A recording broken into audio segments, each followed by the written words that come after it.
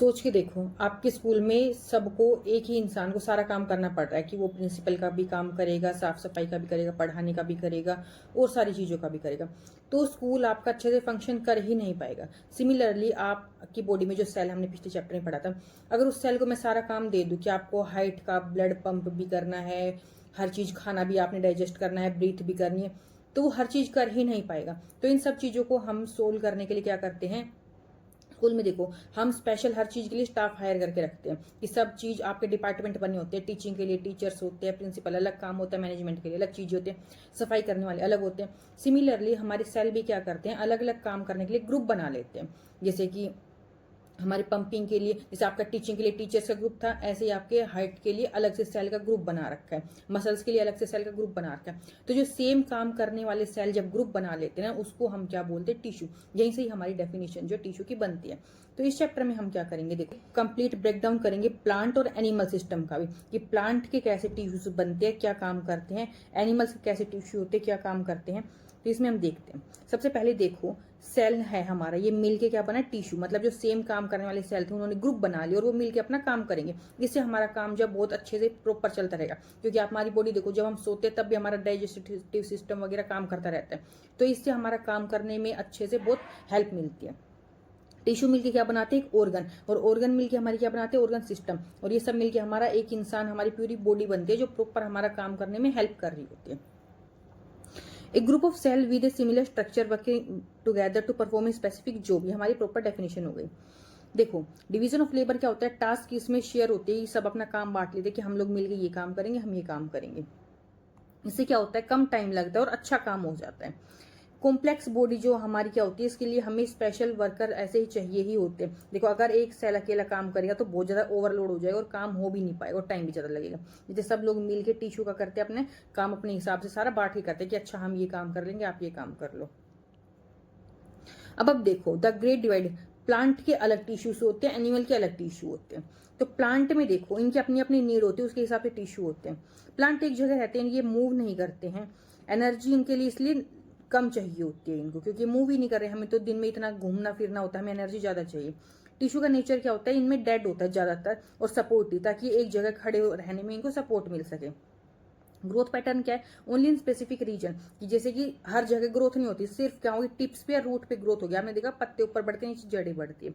Growth through out its entire life, और अपनी पूरी लाइफ ये बढ़ते ही रहते हैं।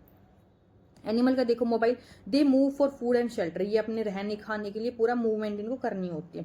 एनर्जी इनको बहुत ज्यादा चाहिए होती है। टिश्यू का नेचर कैसा होता है, मोस्टली लिविंग होता है, फ्लेक्सिबल होता है, हम आराम से, क्योंकि हमें बैंड करना होता है, मूवमेंट करनी होती है अपनी बॉडी पार्ट की।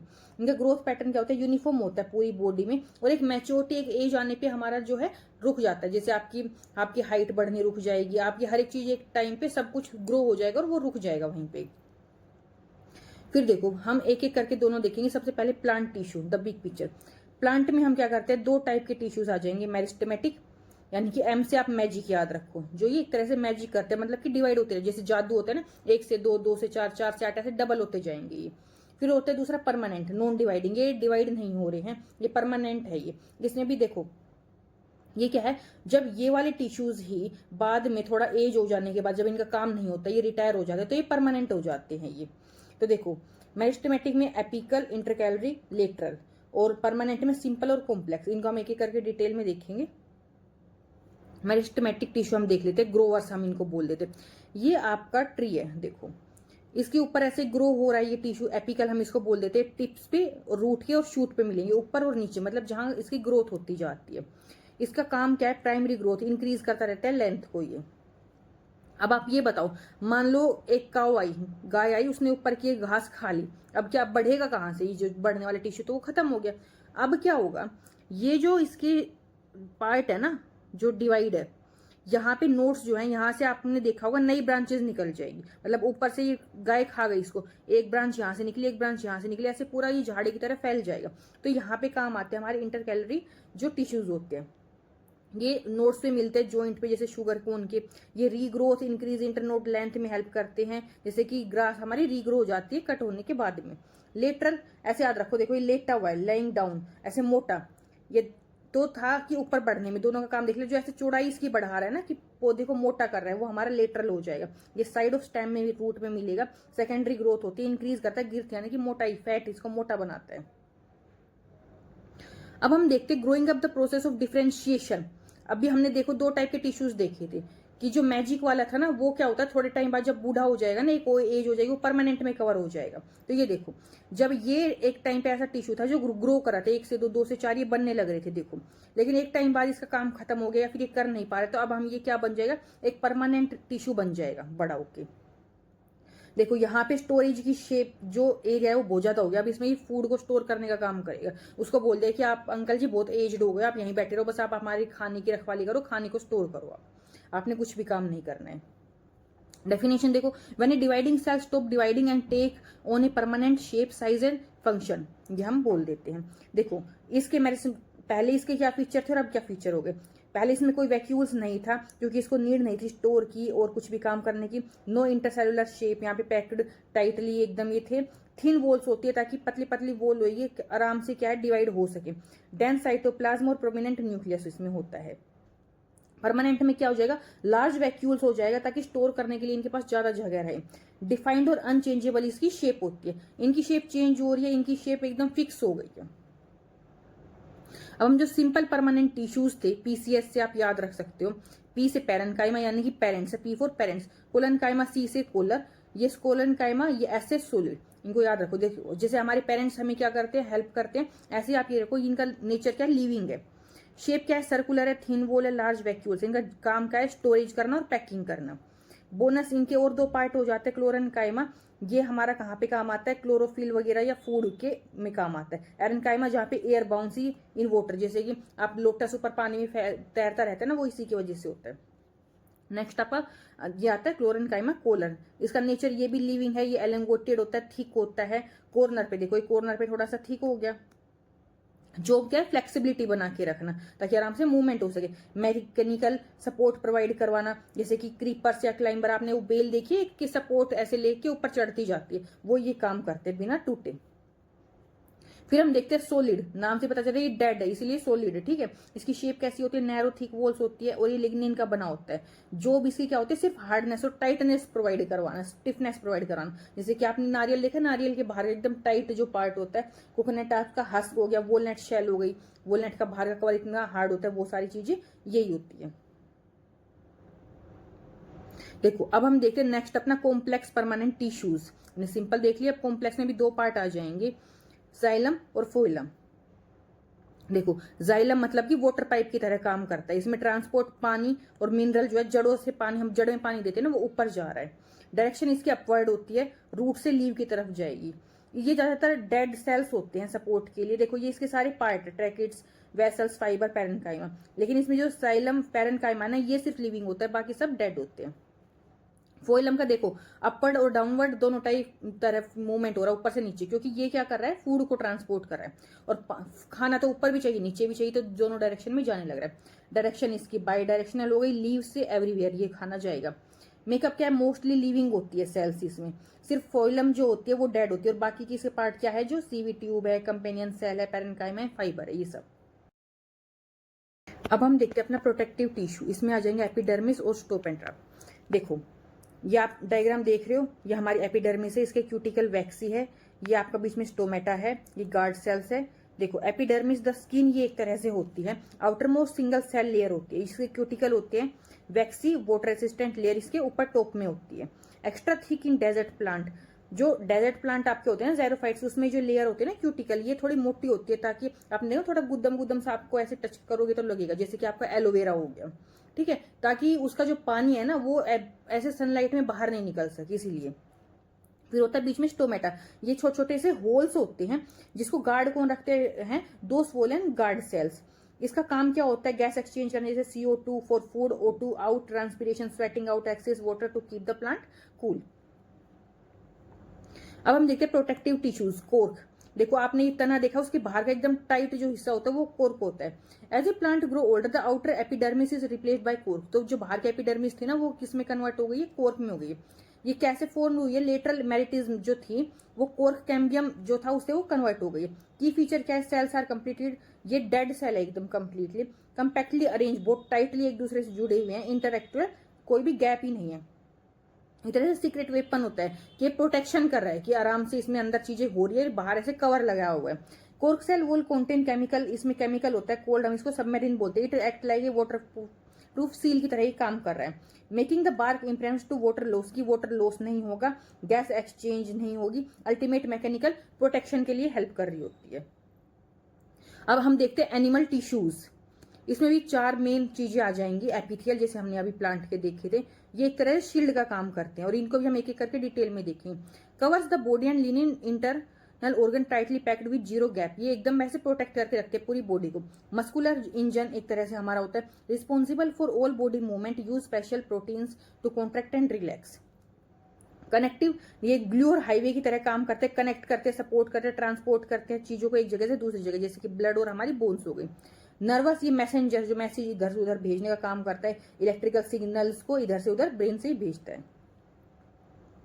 पहले वाले को डिटेल में देखेंगे। एपिथियल टिश्यू, ये कन्वर्ज और लाइनिंग का काम करता है। फर्स्ट इसमें हमारा जो स्क्वेमस, ये फ्लैट और मैश्ड है। आप डायग्राम में देखो, पहला तो टाइप का हो जाता है सिंपल एक लेयर में, सिंपल एक लेयर है, जैसे कि ब्लड वेसल्स हमारी हो गई, ये इजीली ताकि चीजें एक्सचेंज हो सके।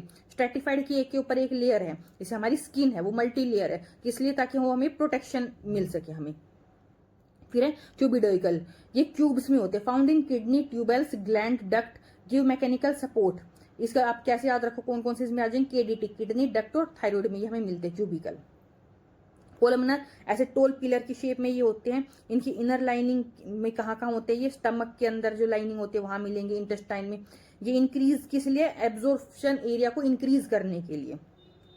फिर है सिलेक्टेड कोलमनर, जिसके ऐसे ऊपर ऐसे हल्के हल्के हिस्से हेयर निकले रहते हैं, सीलिया, ये ताकि चीजों को ऐसे मूव करने में हेल्प कर सके, जैसे कि म्यूकस और एग को फॉरवर्ड, विंड पाइप, जैसे आपके नाक के आप अंदर की लेयर में देखो हेयर्स होते हैं तो वहां पे। फिर ट्रांजिशनल, ये होते हैं स्ट्रेची होती है, चेंज शेप करते हैं, जैसे कि कहाँ होते हैं हमारे यूरिनरी ब्लैडर में। फिर हम देखते हैं muscular tissues, the movement maker, कौन कौन से आ जाएंगे। स्केलेटल हमारे होते हैं, ये कैसे दिखते हैं, सिलेंड्रिकल दिखते हैं, unbranch, multi nuclear, nuclei at edge, dark light strips इसमें होती है। एक्शन क्या होता है, वोलेंट्री की, आप इसको कंट्रोल कर सकते हो। लोकेशन कहाँ होती है, attach to the bones, biceps और लेग्स वगैरह में आपके होते हैं। स्मूथ, देखो ये लुक स्पिंडल शेप आपको दिखाई देते हैं, पॉइंटली शार्प, देखो पॉइंट इनकी ऐसे कॉर्नर से निकले हुए हैं ना। अनब्रांच है, सिंगल सेंटर इसके न्यूक्लियस है, कोई भी स्ट्रिप्स नहीं है। एक्शन क्या, इनवॉल्ट्री, मतलब ये ऑटोमेटिक चीजें होती है। अब जैसे आपके पेट में ऑटोमेटिक चीजें हो रही है, इंटेस्टाइन में, ब्लड वेसल्स में, आप कंट्रोल नहीं कर रहे हो वो। कार्डिक, ये आपके हाइट में होती है सिर्फ, जैसे कि इसकी क्या है, लुक सिलेंड्रिकल दिखते हैं, ब्रांच है, सेंट्रल न्यूक्लियस होता है, फेंट इसकी स्ट्रिप्स होती है। एक्शन ये खुद होता है और ये कभी भी थकते नहीं, आपका हार्ट अपना 24 घंटे काम करता रहता है ना, तो वहां पे ये वाली मसल्स होती है आपकी। फिर आपका नेक्स्ट आ जाता है कनेक्टिव टिश्यू, जो चीजों को कनेक्ट कर रहे हैं, जैसे कि फ्लूइड और सपोर्ट के लिए। Connective tissues have cells suspended in a matrix, jelly, liquid और सॉलिड में, ये ऐसे फैले हुए रहते हैं एकदम। फ्लूइड में क्या क्या चीजें आ जाएंगी, हमारी ब्लड, जैसे कि उसमें क्या होती है, हमारी प्लाज्मा लिक्विड होती है, contains RBCs, haemoglobin, carries O2, WCs होते हैं, fight infections, platelets, clotting. Lymph क्या होते हैं, colourless fluid leaked from vessels, जो मतलब आपके चीजों में से, बॉडी में से जहां ब्लड जाने लगा, वो अगर आपकी चीजें लीक हो गई है ना, वो कलेक्ट हो जाती है और आपका लिम्फ ये क्रिएट कर देती है और ये सेल्स के पास पहुंच जाती है जहां पे ब्लड नहीं पहुंच पाता है। ये देखो ये आपका प्लाज्मा आरबीसीज है। फिर हम अपना देख रहे हैं सपोर्टर्स, ये कौन होते हैं, बोन, ये हार्ड मैट्रिक्स होती है, कैल्शियम और फोस्फोरस की बनी हुई। इसकी सेल्स क्या होते हैं, एस्ट्रोसाइट्स, नॉन फ्लेक्सिबल फ्रेम होता है। कार्टिलेज सॉफ्ट मैट्रिक्स होती है, प्रोटीन शुगर की। सेल्स इसमें हाइड्रोसाइट्स होते हैं, फ्लेक्सिबल होते हैं, जैसे कि हमारी ईयर में, नोज टिप्स में और जॉइंट में। हम देखते हैं कनेक्टिव टिश्यूज, ये जो बाइंडिंग और पैकिंग में काम करते हैं। अब आप इसे याद देखो, बाइंडर्स, लिगमेंट, आप ये याद रखो, बोन, लिगमेंट, बोन, BLB, ये क्या करते हैं, बोन को बोन से कनेक्ट करने में काम कर रहा है आपका बाइंडर।